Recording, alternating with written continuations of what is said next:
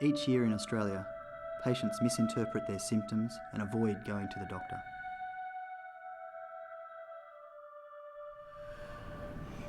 Before we knew about PH, she was like, just wait, I need a breather.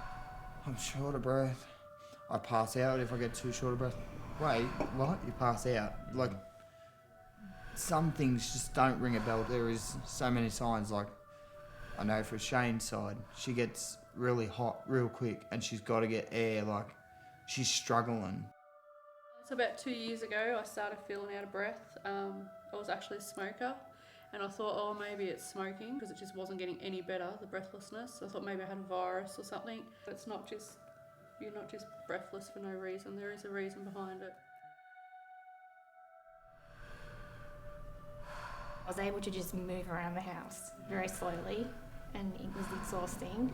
If I left the house, I couldn't walk any further than from the front door to the car. Just doing simple things would just be really hard during the day.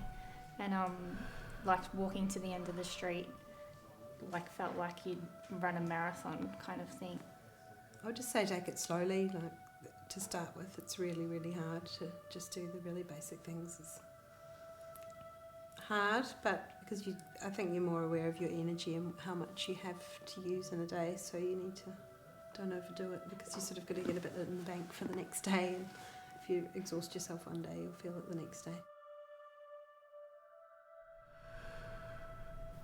When people think of breathlessness at the moment, there's not the same kind of sense of urgency as there might be with, for example, chest pain. Yet the outcomes could be very similar. And so we certainly as a society would be encouraging the specialty community to really increase their suspicion of pulmonary hypertension. You know, were there any little signs? And she used to say she's, couldn't drink coffee because she had palpitations of the heart and things like that, and would sometimes get out of breath.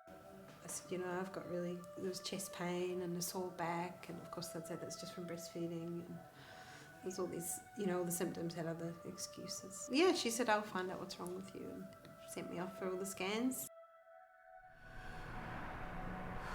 Quite often she used to fall over a lot, and if she fell over, I knew she fell over. She was falling asleep, and in the chairs, like she was tired, but they never treated her for tiredness. Yeah. So they never looked deep enough. Yeah. And that's the annoying fact about it. They don't start at the top and work your way down for these diseases. It changed every aspect of our lives, every aspect. His ability to do things, he became dependent on us again, even to do grocery shopping. It's not a great big obvious thing, it's all these tiny little things added up. No one realises how easy it is to walk until you don't know how to walk, kind of thing, without being breathless. I can push Shane, I can keep pushing, but in the end she stops. I go for walks and it takes me an hour to go to the shop. Yeah. But we get there and a lot of them don't know their limits. One time we were out walking the dog, and I'd been walking fine for about 20 minutes, and then suddenly I just felt like I couldn't breathe and I had to stop. Like I could not take another step. And I think one of the main things is walking on an incline, not keeping up with the rest of the class. Breathlessness may not be okay. Consult your GP. Breathlessness, the symptom of whatever the symptoms are. It could be sore feet through to a devastating disease like pulmonary hypertension, but whatever it is, as a community, we need to continually ask the questions and don't take no for an answer. We're actually making some good gains, and that'll actually improve patient outcomes even more than what we have over the last 10 years. The earlier the diagnosis, the better the chances are.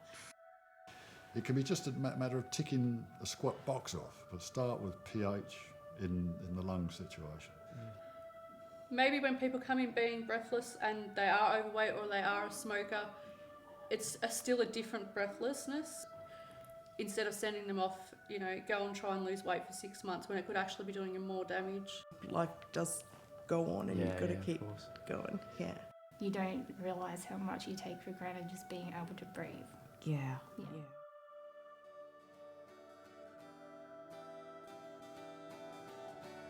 On average, in Australia, it can take up to 3.8 years from the initial onset of symptoms to a definitive diagnosis of pulmonary arterial hypertension. Breathlessness should not be ignored.